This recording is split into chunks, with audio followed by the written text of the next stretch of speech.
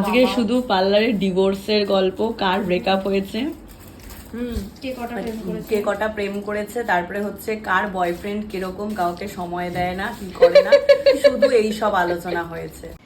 তো এটা হচ্ছে রেহা যখন রেহা নিব্বি ছিল, আর এটা হচ্ছে রেহা এখন। ক্যাসে ক্যা হো গেয়া দেখতে দেখতে।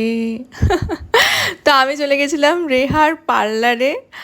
তো তোমরা তো এতদিন রেহাকে আমার ভিডিওতে দেখে দেখে নিশ্চয়ই বিরক্তই হয়ে গেছো। হ্যাঁ হ্যাঁ জানি, আবারও আজকে একটু দেখে নাও। তো যাই হোক, আমার লাইফে যখনই কোনো একটা ইভেন্টফুল দিন আসে তখনই আমি রেহার কাছে নেলস করাই। তো রেহার পার্লারে আমার খুব একটা যাওয়া হয় না, কারণ রেহার পার্লার আমার বাড়ি থেকে অনেকটাই দূর। আর আজকে যেহেতু আমি ওর পার্লারের স্পেশাল গেস্ট, তাই আমার জন্য এই স্পেশাল স্যান্ডউইচটা ও এনেছে মিও আমর থেকে।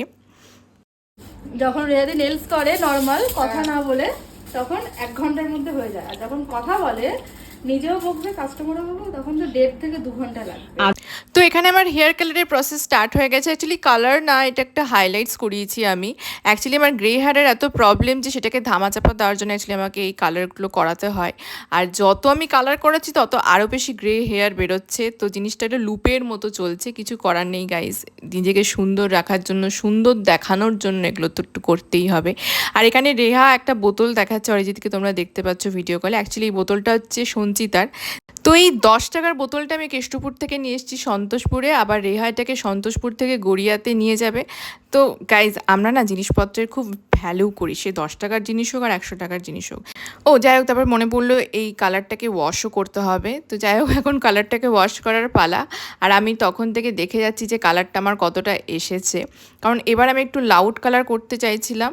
আর এখানে রেহা দেখো কি জোর কদমে আমার চুলটাকে ড্রাই করছে, কারণ ওর অ্যাকচুয়ালি ধান্দা ছিল, ওর একটা জায়গায় যাওয়ার তারা ছিল, ওই জন্য তাড়াতাড়ি পার্লারটাকে বন্ধ করার চেষ্টা করছে, কারণ আমি ছিলাম লাস্ট কাস্টমার।